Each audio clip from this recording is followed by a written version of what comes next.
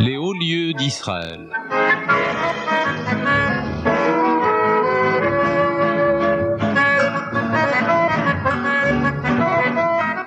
Un guide vous fait découvrir tous les matins sur Radio Communauté Judaïque FM les hauts lieux d'Israël.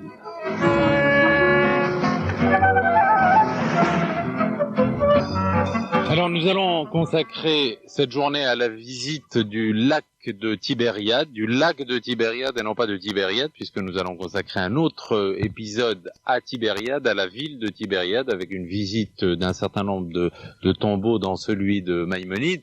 Aujourd'hui, c'est le lac de Tibériade, et puisque, Gil, vous choisissez toujours de très bons postes d'observation à partir desquels vous nous décrivez ces hauts lieux de l'histoire et de la géographie d'Israël auquel nous consacrons cette série, aujourd'hui vous avez trouvé un point de vue idéal, puisque c'est un point de vue qui surplombe entièrement le lac de Tibériade. Alors, ce que nous voyons ici, de ce promontoire où nous sommes ici dans la partie sud du plateau du Golan, sur une falaise qui est au-dessus de la partie est du lac lui-même, face à nous, vers l'ouest, de l'autre côté de cette mer de Galilée, comme nous l'appelons ici, la ville elle-même de Tibériade. Sur notre gauche, le sud du lac, et c'est d'ici que sort le Jourdain, et qui va descendre gentiment son cours vers la mer Morte. D'ailleurs, il prendra à peu près 2 fois plus de temps et de distance à le faire que la route elle-même. Pratiquement 250 km de méandre vers le Jourdain.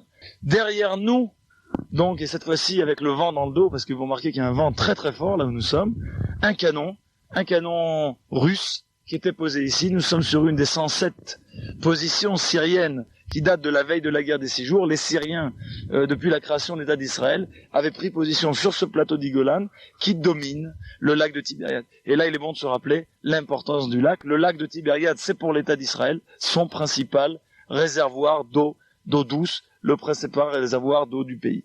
Et les sources du lac de Tibériade, ce sont les sources du Jourdain, et elles sont pour la plupart sur le plateau du Golan, au nord de l'endroit où nous sommes, au pied du mont Hermon, plus une source très importante dans la Beka libanaise qui descend à côté du petit village de Metula.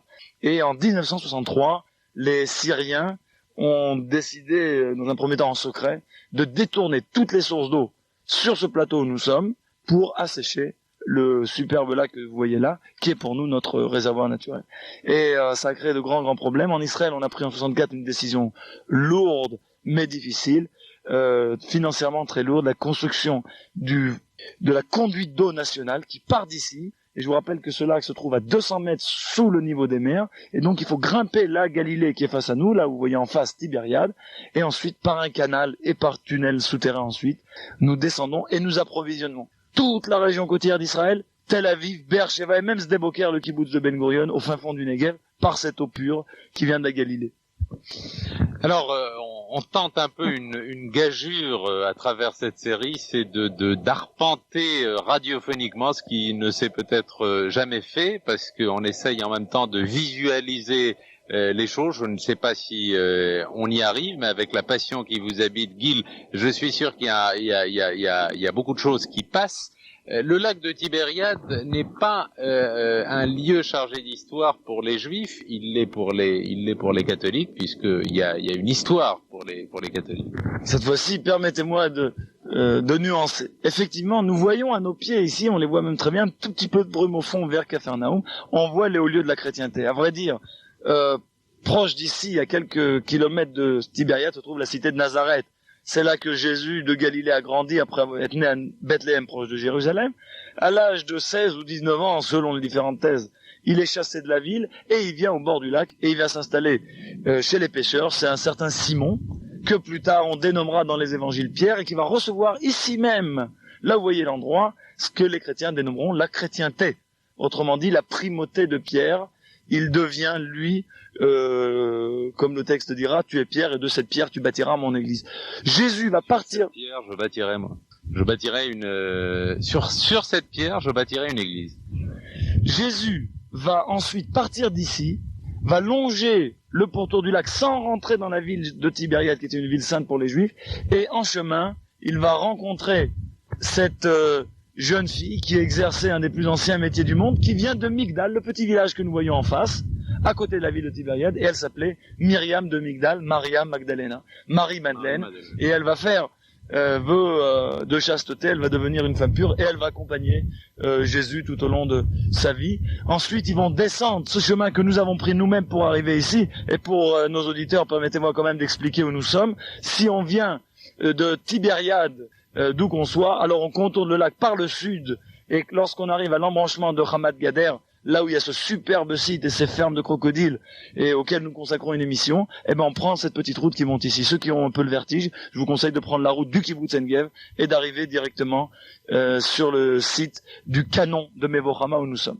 Ce que nous voyons... Il y a beaucoup de kibbutz dans les environs. Depuis la guerre des 6 jours, nous avons fondé ici 23 kibbutz et regardez derrière nous. Je crois qu'on a ici, on peut reprendre ni plus ni moins le texte venant de Isaïe chapitre 2, lors la fameuse vision d'Isaïe, à la fin de tous les temps, quand le loup vivra en paix avec l'agneau, Loïsa goyel goy cherev, dit le texte, aucun peuple ne tiendra son épée face à l'autre, et à ce moment-là, on fondra, nous dit la prophétie, on fondra les épées en soc des charrues. Et regardez bien ce que nous voyons ici.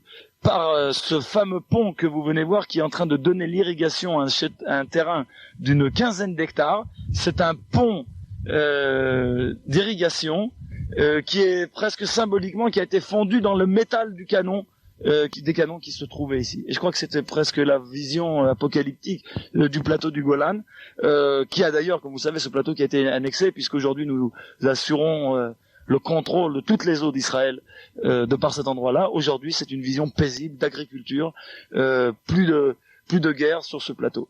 Les environs sont aussi utilisés par les amateurs de parapente et de vol à voile. Regardez devant nous ce garçon qui est en train de nous épater depuis une bonne demi-heure avec son aile.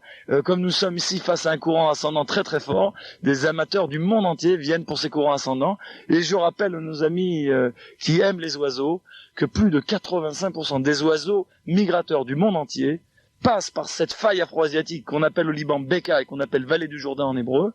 Et cette vallée du Jourdain est l'itinéraire de 85% des oiseaux migrateurs d'Europe quand ils prennent leurs vacances. Ça pose d'ailleurs un petit problème, peut-être que nous allons terminer ici. Regardez ces beaux champs du kibbutz Aon qui sont en bas. On a tellement des tourneaux et d'autres oiseaux ici que nous avons dû installer ces dernières années des haut-parleurs dans les champs qui imitent les cris de prédateurs pour éloigner cela et pour qu'ils aient aussi un petit peu partagé leur repas en Jordanie et chez les Syriens à côté et ne pas lapider et grignoter de tous nos champs. Alors tout à l'heure vous disiez que il fallait nuancer et que sur le plan de l'histoire juive, le lac de Tibériade avait son importance. Pour les Juifs, le lac de Tibériade, ça a toujours été la région vitale de Galilée, de Basse-Galilée. C'est là que se trouve l'eau vive, l'eau douce. Et au cours des fouilles archéologiques que nous avons fait dans la région, nous avons retrouvé les restes de plus de 150 villages juifs. D'ailleurs, de très très belles synagogues ont été découvertes, aussi bien du côté Basse-Galilée que Haute-Galilée, ici à l'ouest du lac, et là où nous sommes ici, sur le côté du Golan. Je vous renvoie aux fouilles archéologiques que nous avons fait dans ces dernières années, aussi bien à Gamlé qu'à Katsrine et tout autour du plateau, des centaines de villages juifs de l'époque romaine et byzantine. C'était une région très très dense d'agriculteurs, de villageois juifs. À l'époque romaine, rappelons-nous aussi, les Romains avaient décrété que les Juifs devaient cesser d'étudier la Bible. À ce moment-là, les hommes les plus pieux et les érudits, les rabbins des villages, pour éviter d'endanger leur population, quittaient les endroits eux-mêmes et allaient s'isoler dans les forêts de Galilée, autour du lac, dans certaines petites grottes. Et c'est comme ça donc qu'ils pouvaient continuer l'étude. Et c'est grâce à cela que le message juif et l'étude juive s'est perpétué au fil des temps. La région d'ailleurs où nous sommes a été le berceau de deux villes saintes du peuple juif, Tibériade et Safed. Je crois qu'on va y consacrer d'ailleurs 2 émissions, et elles le méritent, au moins 2. Le Golan, où nous sommes, c'est quand même aussi une épopée plus récente du peuple juif. Les villages qui sont à nos pieds ici, de ce canon où nous sommes, de ce canon de Mevorama, sont des villages où on a beaucoup souffert de cette frontière. Regardez la dépression qui se trouve à nos pieds, à la limite, au bord du lac, 1 kilomètre à l'est du lac, au bord du lac, c'était déjà plus Israël. Dès que la pente commence, c'est déjà la Syrie, et c'est tout de suite une falaise. Et donc, de ce canon où nous sommes, on harcelait les populations civiles. Les tireurs d'élite syriens, qui étaient d'ailleurs connus pour la précision de leurs tirs, étaient spécialisés justement dans la guerre psychologique. De temps à autre, une petite balle à travers un landau, une maman qui allait déjeuner à la salle à manger du kibbutz Aon à nos pieds, le lendemain matin à En-Gev, et la vie était très dure. D'ailleurs, il faut le dire, les jeunes de Galilée qui sont nés ici au bord du lac de Tibériade jusqu'à la guerre des 6 jours ont grandi et ont passé leur jeunesse et leur adolescence dans les abris souterrains de ces villages. Et c'est quand même une belle chose que de pouvoir voir aujourd'hui ces bateaux touristiques. Regardez ces pèlerins que nous voyons sur ce petit bateau blanc qui va traverser maintenant du kibbutz En-Gev vers Capharnaüm pour faire revivre aux pèlerins chrétiens les miracles de Jésus sur le lac, puisque c'est ici qu'il raconte le moment où il a arrêté la tempête. C'est ici qu'il y a eu, disent-ils, la multiplication des poissons. Et donc une multitude d'événements qui se relie à l'histoire juive de l'époque, le berceau juif de la Galilée. Le plateau du Golan avait son importance, il était la réserve, il était le lieu où se trouvaient les sources, et il faut se rappeler que sa conquête a été très difficile. Vous avez remarqué que la montée pour venir à l'endroit où nous sommes a été une montée très difficile, d'ailleurs le véhicule avait un petit peu du mal à grimper, à vrai dire on a choisi le chemin le plus difficile, on est venu de Ramat Gader, on aurait pu prendre mieux. Et une fois qu'on arrive en haut, on change de climat. Nous sommes ici dans une région où le climat est continental. Curieusement, le seul point de France qui pourrait comparer son climat avec celui du Golan, c'est Strasbourg. Mais en plus aride ici, un hiver très très dur, beaucoup de neige, très très froid, un été particulièrement chaud et sec, et les gens du Golan doivent affronter d'autres problèmes. Alors l'autre problème évidemment c'est la largeur du plateau du Golan où nous sommes, 13 kilomètres de large en moyenne d'ici jusqu'à l'autre côté de la frontière syrienne, et une région donc qui est la région la plus tendue du Moyen-Orient, mais là je dis bien tendue en termes géopolitiques. Sur le terrain vous voyez que c'est très paisible, regardez ces quelques éperviers qui sont en train de voler autour de nous, c'est vraiment très très calme. Alors après la guerre des 6 jours on a commencé à développer, on a décidé de fertiliser, on a fait un très très grand effort. Plus tard on s'est approché de 73 et il y a eu l'horrible guerre de la guerre de Kippour. Cette guerre de Kippour a débuté au même moment, pendant cette journée du repentir, au Sinaï et au Golan. Les Syriens voient dans cet endroit un endroit à reprendre, et ils ont traversé avec leurs tanks tout ce plateau. Et les villages qui sont proches de nous, jusqu'ici même, là où nous sommes, ont été pris par les Syriens. Et là, je crois qu'il faut bien raconter, pour certains ça tient du miracle, pour d'autres c'est de la science militaire, mais les Syriens avaient étudié les conclusions israéliennes de la guerre des 6 jours. Et Israël, à la suite de la prise de Suez, où je vous le rappelle, nous avons perdu beaucoup d'hommes lors du combat urbain, dans le corps à corps de la ville de Suez, Israël avait publié ses conclusions, elles ont été reconnues dans toutes les écoles de guerre au monde. Il ne faut pas, en temps de guerre, prendre les villages, les villes, ça nécessite énormément de soldats, ça crée beaucoup de problèmes, il vaut mieux encercler les populations civiles et les bloquer. Prenez entre parenthèses l'exemple de la 3e armée égyptienne au Sinaï. Ce que nous avons vécu au Golan, c'est la même expérience, mais cette fois-ci côté syrien. Et les Syriens, dans ce jour de Kippour, envahissent toute la région, mais ne prennent pas les villages. Ils les encerclent, et inutile de dire que si ils n'avaient pas étudié ces conséquences israéliennes de la guerre des 6 jours, ils auraient pénétré et aurait égorgé vive toute cette population. Et c'est comme ça qu'une partie de la population a été sauvée, mais le combat a été très dur, la reprise du Golan a été très dure. Curieusement, ils se sont arrêtés à quelques kilomètres d'ici, au moment où ils devaient passer le Jourdain. Personne n'a su exactement expliquer, les gens pieux disaient c'est un miracle. Pour les militaires, on a essayé quand même d'approfondir, et on s'est aperçu que les Syriens avaient à faire face à 2 problèmes. Le premier, ils étaient sûrs que nous les attendions et qu'il y avait un piège. C'était impossible d'imaginer qu'on rentrait dans Israël comme dans du beurre. Et c'était ce qui s'était passé. Et donc, ils se sont arrêtés. Mais la deuxième raison, c'est qu'ils ont une avance tellement rapide, inexpectée, et ils ont donc été coupés de leur vivre, de leur ravitaillement d'essence et leur ravitaillement de nourriture. Et ils ont donc dû s'arrêter. Ce qui nous a permis à nous de prendre du poil de la bête. Et là, il y a eu un événement, je crois, glorieux de l'histoire d'Israël.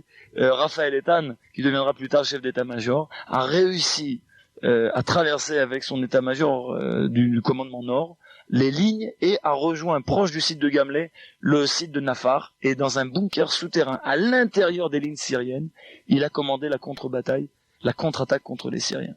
On a payé ici un prix très très lourd. Jusqu'à aujourd'hui, on doit se rappeler et étudier les raisons de cette erreur.